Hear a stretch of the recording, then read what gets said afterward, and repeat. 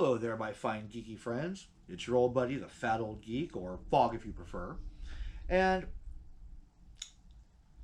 this video is kind of one of the ones I consider to be a pontification video. Sort of a reminiscing, philosophizing, generally thinking and talking about stuff. Sort of my little one-sided discussion to you through the little gray box there. And I was kind of thinking about it the other day when I was sitting down and writing out some ideas and some bits, and just sort of looking back over the long time I've been doing this. I was kind of come from the early to mid 70s, when I was a real little kid. And growing up in the 70s and 80s was kind of a weird time for science fiction and fantasy. We had just come off the high of things like Star Wars, or Star Trek, obviously, and Lost in Space, moving into Star Wars in 77. And those things kind of kicking off their own little individual booms. Heck, I remember I even got to watch that I won't say horrible Spider-Man live action show in the 70s, or watching the Doctor Strange TV pilot that they did. Bill Bixby as the Hulk. Bill Bixby and Lou Ferrigno as the Hulk. And sort of the MCU before there was an MCU sort of thing. And, we didn't really have, it's weird to think that we didn't have a lot, because we kind of did. There was some big milestones besides, the major franchises like Star Trek and Star Wars. You had Dune that came up in the mid 80s, movie that generally seemed to confuse and mystify most people, but still kind of cool. And has one of my two favorite science fiction lines in it, being Patrick Stewart's, "He is a hard-coded animal." Just hearing him say that is awesome. And of course, my second favorite sci-fi line of all time comes from 1980, Flash Gordon. Although it can easily be said that just about anything that Brian Blessed says should pretty much either be on a t-shirt or just generally just written down and cherished. And I know most people point to, Gordon is alive, and that's great, and he's done it for the Queen. But to me, my favorite one is still flying blind on a rocket cycle. Something when he says that, it's just such a weird, incongruous line. I know it was in the script, but he's kind of like, how many takes did it get to get that right? And as usual, Brian looks like he's just having the best time. I think he has the best time doing waking up in the morning and having eggs must be an experience for him and everyone around him. But, and again, and we had this kind of mid-70s to late 70s sort of resurgence in children's programming. The Sid and Marty Krofft bringing all kinds of weird stuff, with Dr. Shrinker. I can still remember the theme song for it, and no, I'm not going to sing it right now. Electro Woman and Dyna Girl, Bigfoot and Wild Boy, but I think there's only like 2 or 3 actual episodes of that. Wonder Buggy, and then going into like Sigmund and the Sigmund the Sea Monster, and the weirdness that was Johnny Quest, or when you think about it, Scooby Doo, which I know started in the late 60s, but still. And then we had lots and lots and lots of Star Wars ripoffs, and if you're into guys like Brandon Tenold or Good Bad Flicks, I'll leave links in the description, or Minty Comic Arts. They'll tell you all about this was a ripoff or a derivative of, and they're usually right. They follow the actual history of it. And then we had, like Damnation Alley, and I think the Planet of the Apes series continued through the 70s, and and just all this stuff, Arc 2 and Jason of Star Command, and oh man, just I mean, some of it's got, so much cheese you just want to, grate it over your spaghetti, but they're also kind of awesome. Especially in the someone put a lot of love into this, and they're doing the best they can kind of thing. And of course, we also had Doctor Who, starting in the 60s and running through the 80s before it was canceled the first time. Blake 7, the Tomorrow People. I remember catching Tomorrow People on Nickelodeon when it was first. I think we were the first or second family on my block to get cable, and Nickelodeon was a big selling point for me at the time. And kind of watching this show, like, what is happening with this? Okay, kind of neat. I always thought it was sort of derivative of the X-Men, but who knows? By the way, please, anyone who's ever listening in the TV movie industry, please quit remaking the Tomorrow People. Please, just let it go. Just let it go. I know you had fond memories of it, so do I. Just let it be free on DVD and streaming. BBC's got to have it somewhere. Please, just stop. Okay? Thank you. Okay, so sorry. And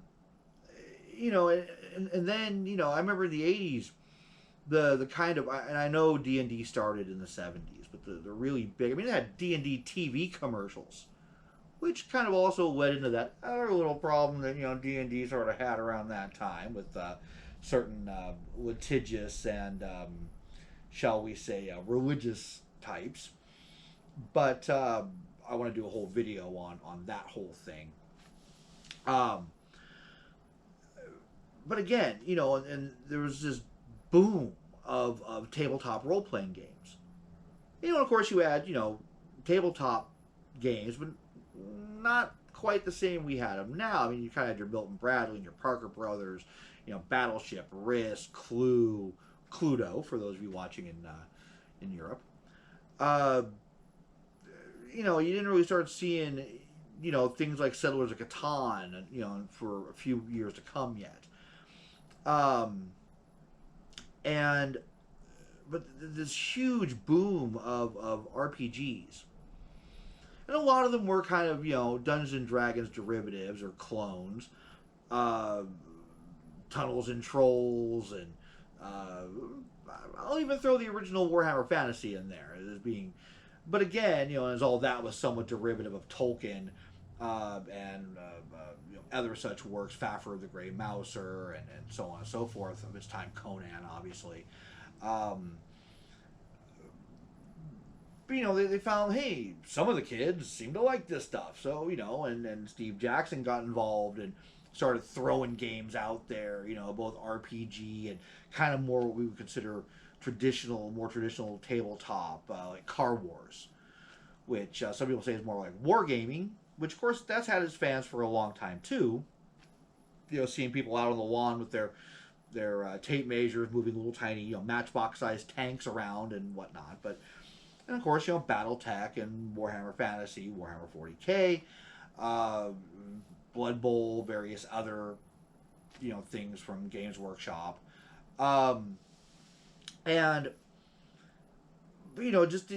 Just going to a game store and checking out all of the, comb ants and battle cattle. I love battle cattle. This is a concept. And it's actually a pretty fun game too, by the way. And so if you can still find, they made these cool little pewter cow miniatures you can put guns on and ooh, bam, bam, bam. Something about that always kind of makes me laugh and want to play it. So I'll try and find it and put a link to it in the thing, Battle Cattle. Any rate. And, whether it was individual stuff or obscure stuff or, Cyberpunk 2011 and moving into Shadowrun with all various, ones like it, till you start getting into, well, of course you add all the World of Darkness, Vampire, Werewolf, Mummy, Mage, I know Hunter, there's probably a couple others I'm missing. But, And that was kind of a great time. It was sort of a prove your geekiness as how many game systems you carry around in your head. Oh, I can sit down and play Bunnies and Burrows at any time. Cool. All right. If you want bragging rights, I guess. And then of course GURPS and D20s came along and blew all that out of the water because you can play anything you want with anything you want. And for some reason, TSR kept putting out Boot Hill. They won't redo Star Frontiers, but they'll do Boot Hill and Gangbusters. Again, is it a licensing thing? I don't know. Anyway, there's probably a video on why they haven't done it. I'll maybe go dig it out somewhere in the depths of YouTube. Anyway, sorry, bring it back around. Like I said, this is pontificating. This is just kind of me going off, and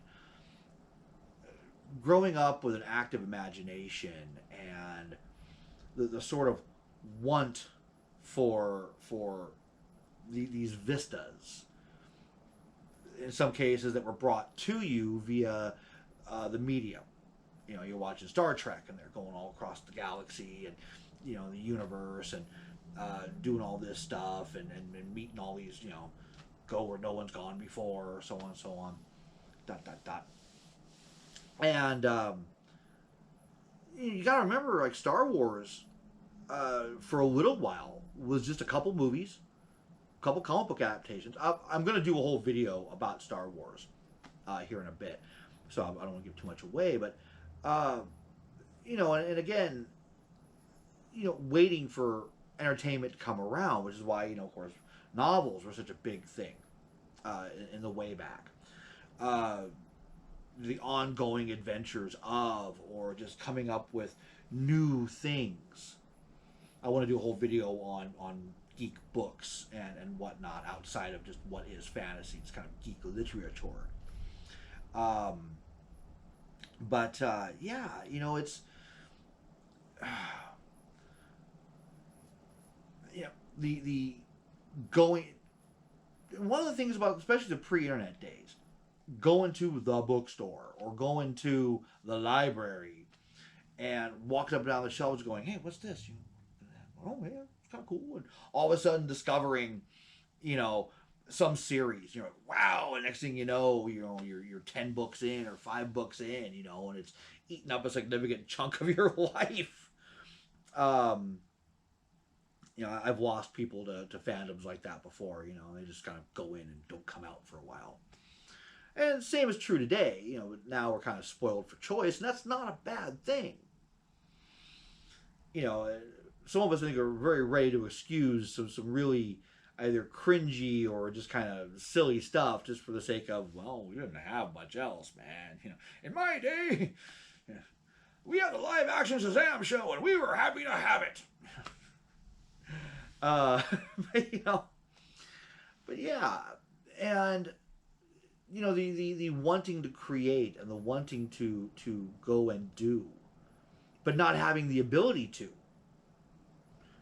This is great. I got this little gray box that I'm talking to you here through for Christmas, and all of a sudden, I can sit here and talk about how much I loved Automan, for half an hour and put it out there, and hopefully somebody sees it.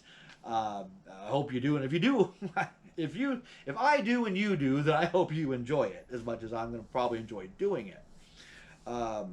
Because again, like almost every other content creator, I do love the sound of my own voice. But yeah, it's. But you see, that's kind of where the passion comes from. That's where the love and the drive, the finding of the new thing, of the new world, literally the escapism of it. When bad things are happening in the world, either personally, your job is not the happiest, maybe he's had a fight with a friend, or you failed a math test, or maybe you got bullied in school or something, or maybe it's just raining and hailing outside. To have that little break to escape to, where you're just thinking about, Paul Moadib, or you're thinking about Automan. Yeah, I will do a video on Automan. To get away for a little while. Even before, the big do-in events, like, when the SCA was kind of still in its kind of fledgling state and things like Wasteland didn't exist, and that's why people loved Renaissance fairs.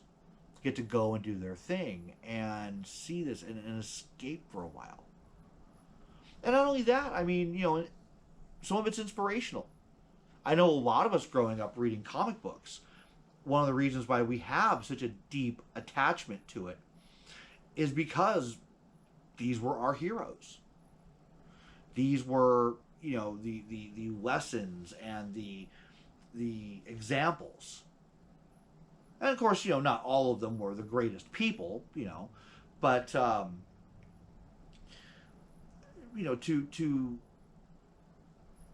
be able to, see and experience and feel, and even in his own little vicarious way to be a part of, until video games came around, and then you guys stopped being vicarious and actually get involved, which I think is one of the things that made RPGs, so popular.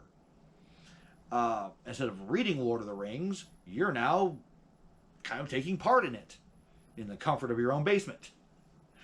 Or your parents' basement, anyway.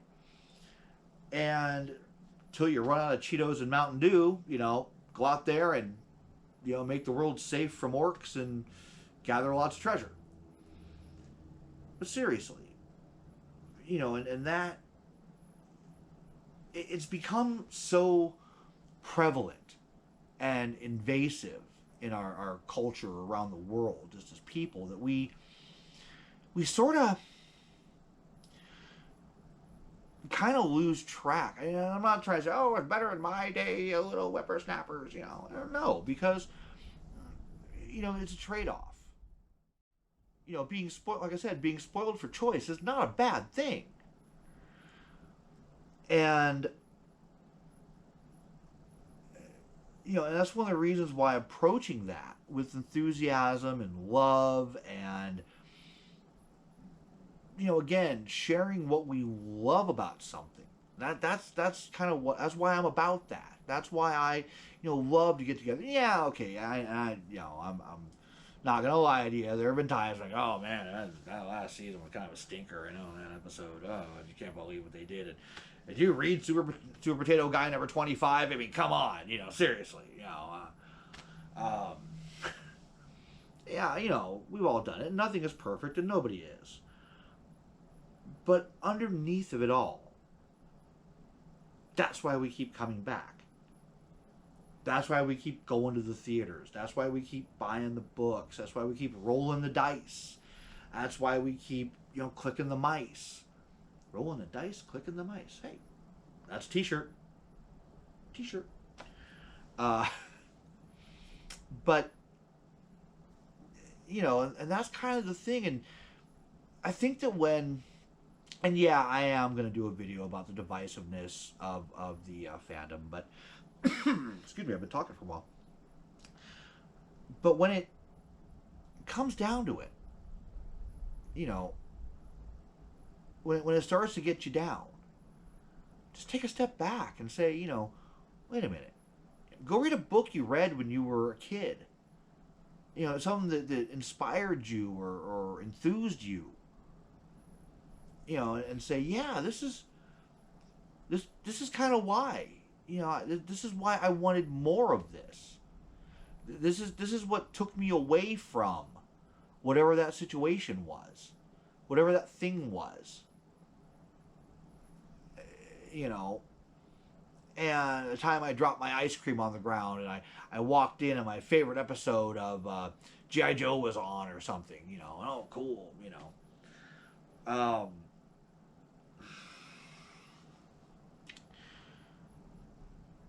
like I said, I'm just kind of talking and kind of letting my brain run a bit, but and for many, many years, through good times and bad, some of these things have been there for me. And I know, if you're watching this, that you can probably tell similar stories. As a matter of fact, go click on the comment section and tell me some of those stories. I'd love to hear them. Coming up, I'll probably share a couple, not in this video because this is already running way into way time, but